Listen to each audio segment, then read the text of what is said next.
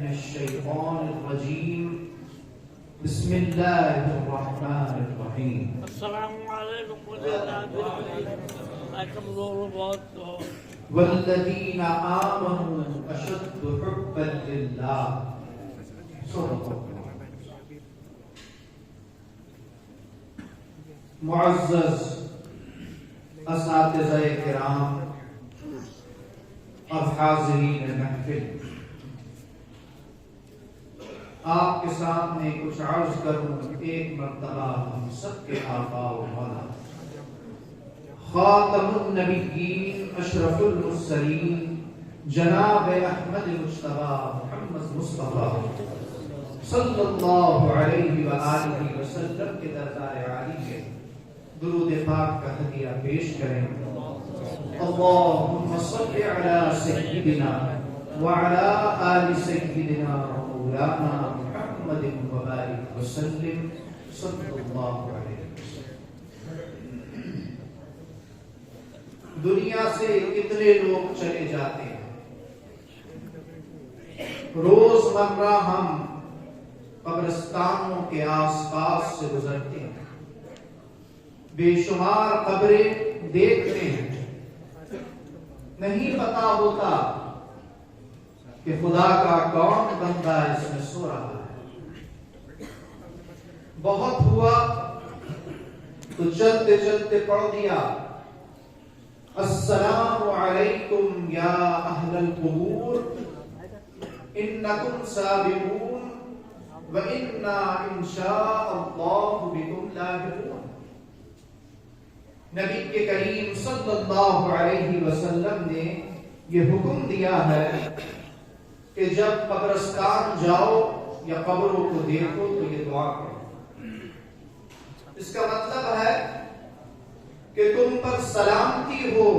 اللہ کی جانب سے اے قبر والو.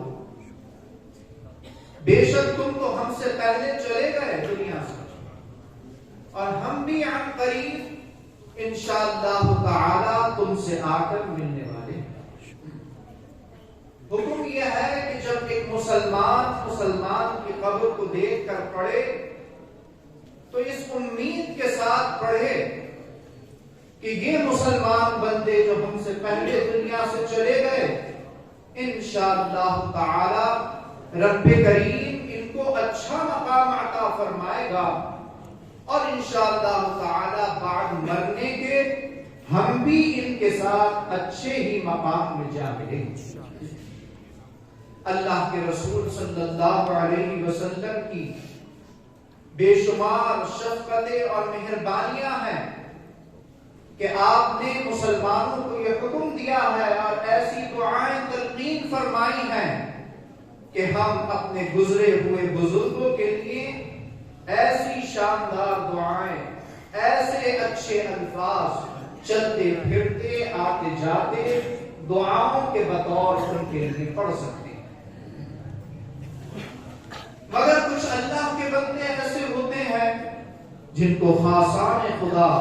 اور مقربان بارگاہ خدا کہا جاتا ہے اور یا اللہ کہا جاتا ہے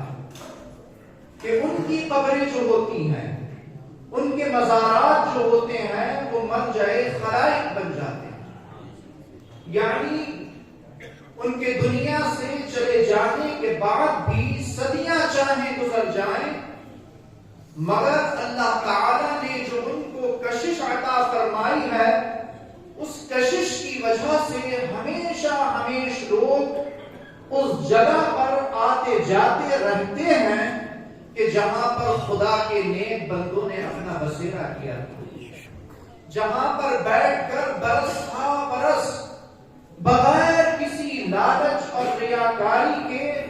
انہوں نے اللہ کی، بغیر کسی دنیا کے دکھاوے کے کونوں کے اندر بیٹھ کر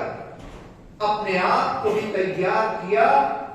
اور نہیں معلوم خدا کے کتنے بندوں کو گمراہی سے بچا کر نور ایمان عطا فرمایا. جیسا کہ ابھی آپ سن رہے تھے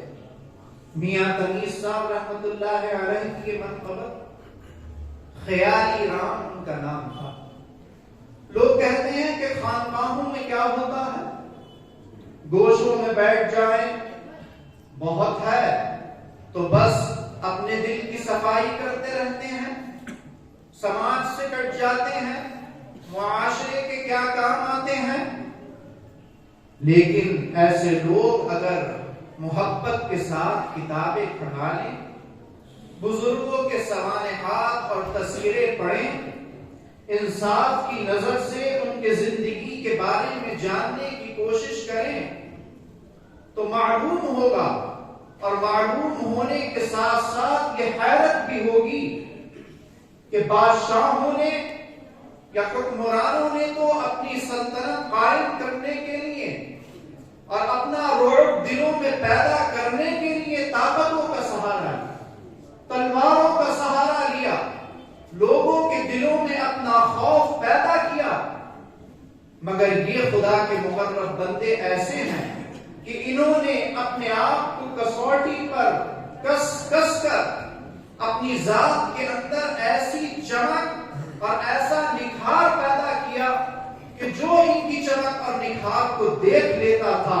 وہ اپنی راہ کو یکسر بدل دیتا تھا۔ حضرت سیدنا شاہ احمد علی خان صاحب رحمۃ اللہ علیہ کا وہ واقعہ بھی آپ خانقاہ احمدیہ کے عرس کی محفلوں میں سنتے رہتے ہیں کہ باز خان جیسا شخص جو نہایت سخت مزاج ہونے کے ساتھ ساتھ اپنے طور طریقوں میں بہت پرانا ہو چکا تھا اور اس کی عادتیں رچ بس گئی تھی ان کے اندر، لیکن کیا ہوا؟ جب حضرت کا چہرہ دیکھتے ہیں تو دل کی دنیا ہی بدل جاتی۔ ایک نظر پڑتی ہے حضرت سیدنا شاہ احمد علی خان صاحب رحمت اللہ علیہ کی اور وہ باز خان کو ولی کے کامل بنا دیا۔ پھر کیا ہوا؟ جنگلوں میں نکل گئے، زندگی بھر جذبی کیفیت طاری رہی، بکریاں چراتے رہے، اگر کوئی پرانے طریقوں کی طرف شوق دلاتا بھی تو فرماتے کہ ہرگز نہیں، حضرت کی صحبت سے جس دن سے آیا ہوں میرا نظریہ ہی بدل گیا۔ میاں تمیز صاحب رحمۃ اللہ علیہ کون سا جبر کیا حضرت نے، کون سی زبردستی کی، مگر جب دیکھتے ہیں چہرے کو تو جکڑے ہوئے تھے کفر و شرک کی زنجیروں میں، حالات میں لکھا ہے کہ تھرا گئے اور گرنے لگتے ہیں، سنبھالا گیا انہیں، اور حضرت کا چہرہ مبارک دیکھ کر بس یہ کیفیت ہو گئی کہ میں حیران ہوں یا رب یہ کس کی گلی ہے، جو آتا ہے ہوتا ہے یا محو حیرت، میں حیران ہوں یا رب یہ کس کی گلی ہے۔ یہ تو خیر ان حضرات کی باتیں ہیں کہ جنہوں نے حضرت کی صحبت بابرکت کو حاصل کیا، حضرت کو بنفس نفیس دیکھا، لیکن آج کے دور میں بھی اللہ کا یہ کرم ہے اور ہم جیسے بھی اپنی آنکھوں سے یہ دیکھتے ہیں کہ اگر آج کی نسل میں بھی کسی کو اس خانقاہ احمدیہ میں بلا دو اور وہ تھوڑی دیر یہاں آ کر ایک نیا آدمی کوئی نوجوان بیٹھ جائے اور یہاں کے ماحول کو محسوس کرے تو کئی لوگ ایسے کہتے ہوئے ملے کہ صاحب وہ جو جگہ ہے بازار میں، وہ جو خانقاہ ہے وہاں پر ہم کس وقت جائیں، فلاں دن وہاں گئے تھے، بات چیت کری تھی تو بڑا سکون محسوس ہوا تھا، بڑا الگ سا لگا ہمیں وہاں جا کر۔ تو ان سے میں یہ کہتا ہوں کہ جب آپ کا دل چاہے جائے وہاں کے دروازے صبح و شام کھلے ہوئے ہیں، بہت سے ایسے اللہ کے بندے خدا جن کو توفیق دیتا ہے وہ آتے ہیں، اور اگر دل صاف ہوتا ہے تو یہاں کے انوار و برکات کو خود محسوس کرتے ہیں۔ ہمارے حضرت سیدنا شاہ احمد علی خان صاحب رحمت اللہ علیہ کے بڑے عجیب عجیب واقعات اور باتیں حضرت قبلہ خطیب اعظم رحمت اللہ علیہ اپنی تقریروں کے اندر بیان فرمایا کرتے تھے۔ اللہ کا کرم اور احسان ہے کہ حضرت کی ان تقاریر کو محفوظ کیا گیا، ان کو کتابوں کی شکل میں چھپوایا گیا کہ جس کی وجہ سے آج ہم لوگ بھی حضرت کے ملفوظات سے مستفید ہوتے ہیں۔ آپ نے نے اپنی ایک تقریر کے اندر یہ بیان کیا کہ جب حضرت سیدنا شاہ احمد علی خان صاحب رحمت اللہ علیہ کا وصال ہوا اور آپ کی تدفین ہو گئی تو قبر کے اوپر باقاعدہ تربت نہیں بنائی گئی، تھوڑی بہت مٹی ڈال دی، اور مریدین نے یہ سوچا کہ 2-4 روز کے گزر جانے کے بعد باقاعدہ ہم تربت پختہ بناتے ہیں۔ حضرت کے ایک مرید تھے صاحبزادے صاحب، وہ بھی حضرت سے محبت رکھتے تھے، وہ حضرت کے خلیفہ حضرت شاہ جی محمد نور خان صاحب رحمت اللہ علیہ کی جن کا مزار مبارک اس کمرے میں ہے، ان سے کہنے لگے کہ بھائی یہ طریقہ مناسب نہیں ہے کہ پٹلوں کے اوپر یا پتھر کے اوپر اس قدر کم مٹی ڈالی گئی، آپ اس کا انتظام کریں۔ حضرت شاہ جی محمد نور خان صاحب رحمت اللہ علیہ چونکہ حضرت کے خلیفہ بھی تھے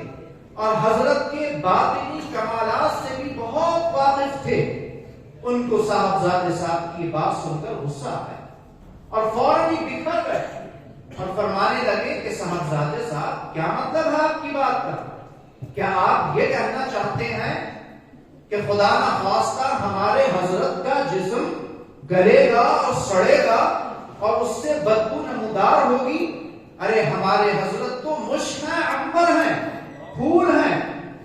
حضرت قبلہ خطیب اعظم فرماتے ہیں کہ بس حضرت شاہ جی محمد نور خان صاحب رحمت اللہ علیہ کا یہ کہنا تھا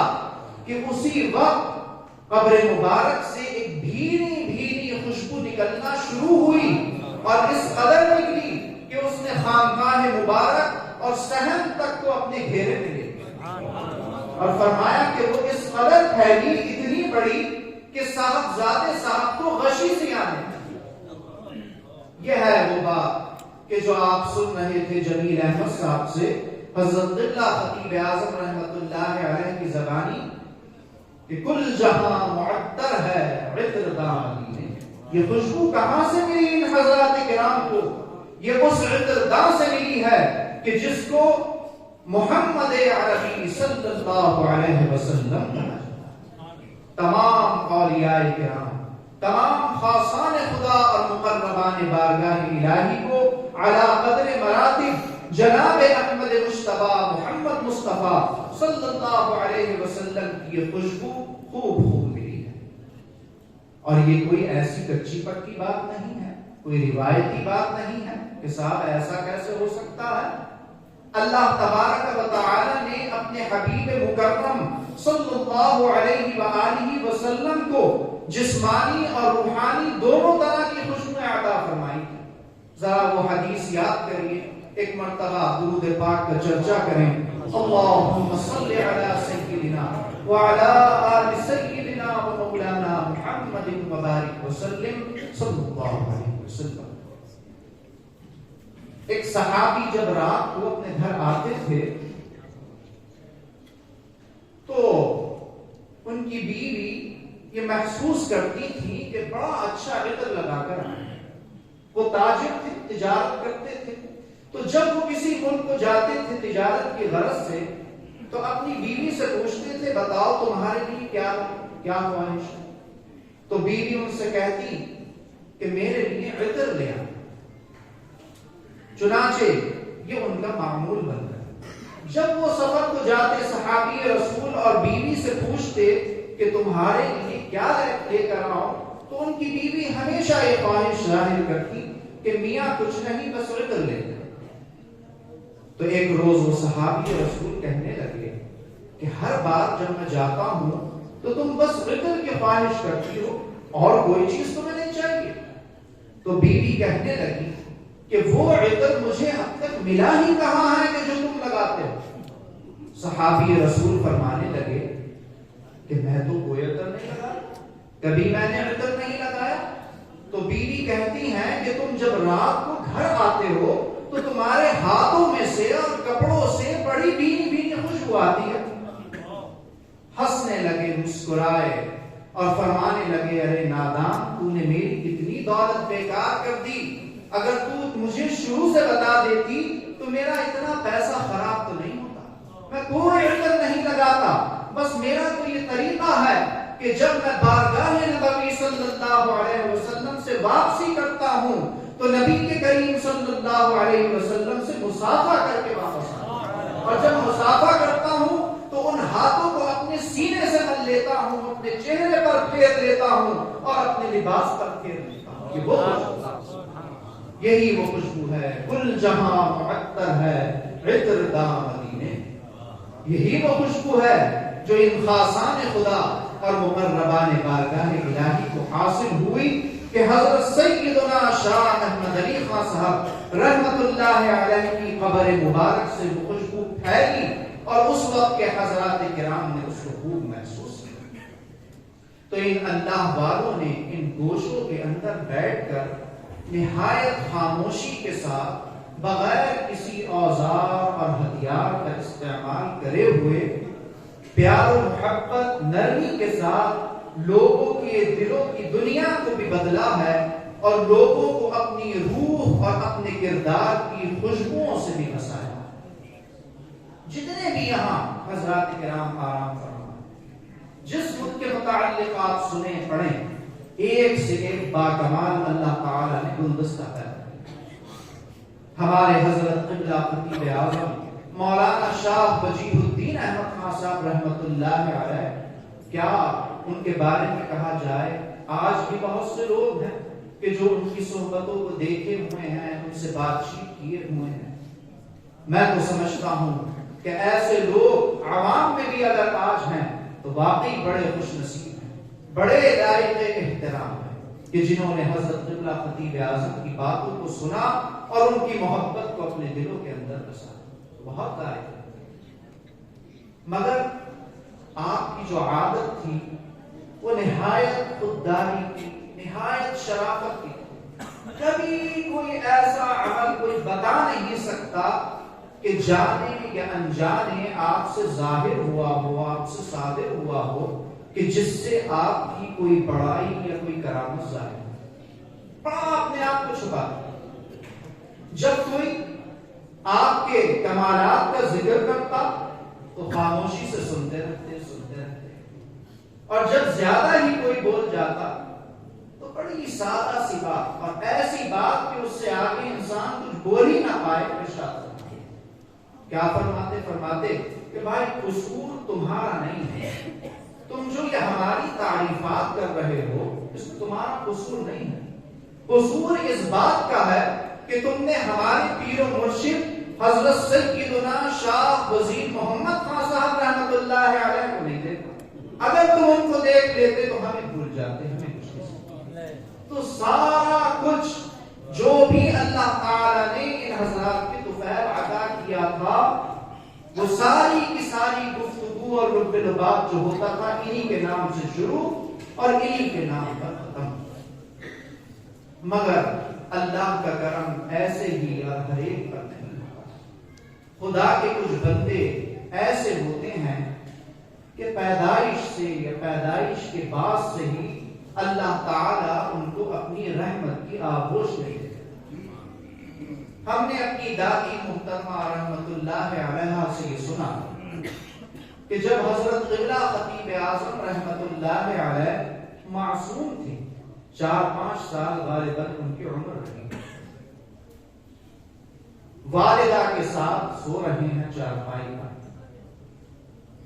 رمضان کا مہینہ چل رہا ہے، اچانک سے فرماتی ہیں کہ ایک روشنی ہوتی ہے، آخری عشرہ چل رہا ہے اور روشنی ایسی ہوتی ہے کہ پورا گھر روشن ہو جاتا ہے۔ فرمایا کہ ایک دم میں اپنے بچے کو اٹھاتی ہوں اور جب یہ اٹھتا ہے تو یہ معصوم بچہ مجھ سے کہتا ہے، اللہ نے اس کے دل میں ڈالا اور کہتا ہے کہ دی دعا مانگو، یہ شب قدر ہے۔ فرماتی تھی کہ مجھے حیرت ہو گئی کہ یہ معصوم بچہ شب قدر کے بارے میں جانتا ہے۔ بس اس وقت میرے منہ سے کچھ نہیں نکلا، وہی نکلا کہ جو اللہ تعالیٰ کو منظور تھا۔ فرمایا کہ بس کچھ لمحہ بھر تھا اور میں نے ایک دم یہ کہا کہ اے اللہ میرے بچے کو تو کچھ بنا، میرے بچے کو کسی قابل بنا۔ اللہ تعالیٰ نے ماں کی دعا کو قبول فرمایا اور بحر الشریعت والطریقت ان کو بنا دیا۔ ایسا اپنے بڑوں کا ادب احترام، چاہے پیر و مرشد ہوں یا والد والدہ ہوں، بیان کیا ہے کہ جب کبھی چارپائی پر لیٹے ہوتے تھے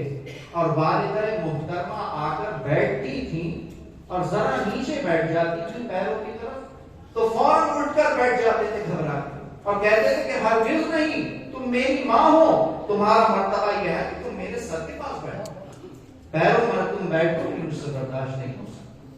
تو یہ ادب اور احترام بڑے بزرگوں کا، یہ بہت کچھ دعائیں دلا دیتا ہے، بہت کچھ دین و دنیا کی نعمتیں جب یہ بزرگ اور بڑے خوش ہوتے ہیں اور دل سے دعائیں کرتے ہیں تو اللہ تعالیٰ بچوں کی راہیں آسان فرما دیتا ہے، اور پھر بچے حضرت قبلہ خطیب اعظم رحمت اللہ علیہ جیسے کرتے ہیں۔ بہت کچھ اللہ تعالیٰ نے آپ کو کمالات عطا فرمائے، مگر آپ نے 95-98% اپنے روحانی کمالات کو ہمیشہ چھپا کر رکھا۔ جب آپ کے خلفائے کرام سے معلوم کیا تو ان حضرات نے بھی جو مناسب سمجھا بس وہ باتیں تو بتائیں، ورنہ بہت ساری راز کی باتیں انہوں نے بھی چھپائی۔ آسام کا ہم سفر کرتے ہیں، بہت سی باتیں وہاں بھی لوگ بتاتے ہیں۔ ایک بڑی بزرگ عورت حضرت خطیب اعظم کے تصرف کا ایک واقعہ سنانے لگی۔ ایک مرتبہ پہاڑی راستے میں بس میں سفر کر رہی تھی، اچانک سے بس کا ایکسیڈنٹ ہوتا ہے اور وہ بس بے قابو ہو کر کھائی میں گرنے لگی۔ کہا سب گھبرا گئے، چیخنے لگے، اور میں بھی گھبرا کر چیخی، اور چیخنے میری کیا نکلا، اے صاحب قبلہ ہمیں بچائیے۔ آسام والے محبت سے حضرت خطیب اعظم کو صاحب قبلہ کہتے ہیں، تو کہتی ہیں کہ کچھ نہیں نکلا اس وقت، بس گھبرا کر میرے منہ سے نکلا صاحب قبلہ ہمیں بچائیے۔ فرمایا کہ اس کے بعد پھر مجھے ہوش نہیں، جب ہوش آیا تو دیکھا صحیح سد ہوں، کہیں چوٹ نہیں لگی ہے۔ دوسرے لوگوں کے متعلق پوچھا تو بتایا گیا کہ سب پر اللہ کا کرم ہو گیا، سب ٹھیک ہے۔ کہا کیسے، بس تو گرنے لگی تھی۔ تو بتایا کہ کھائی کے اندر کچھ ہی نیچے ایک پیڑ کا تنا تھا کہ جس کے اوپر جا کر بس رک گئی، اور اللہ تعالیٰ نے نیچے گرنے سے اس کو محفوظ کرنا تھا۔ تو ایسے ایسے تصرف کے واقعات ہیں، بس جن صاحبان سے سننے کو مل گئے وہ مل گئے، ورنہ کیا مقام و مراتب اللہ تعالیٰ نے ان کو عطا فرمائے تھے وہ اللہ ہی۔ بہت گہرے سمندر تھے۔ پروردگار عالم ہم سب کو سچی عقیدت اور محبت ان حضرات کی عطا فرمائے، اور ان حضرات کے کمالات کی جھلکیاں ہمارے اندر بھی پیدا فرمائے، اور صحیح معنی کے اندر اس مدرسے اور اس خانقاہ کی محبت ہم سب کے دلوں میں پیدا فرمائے۔ آمین و آخر دعوانا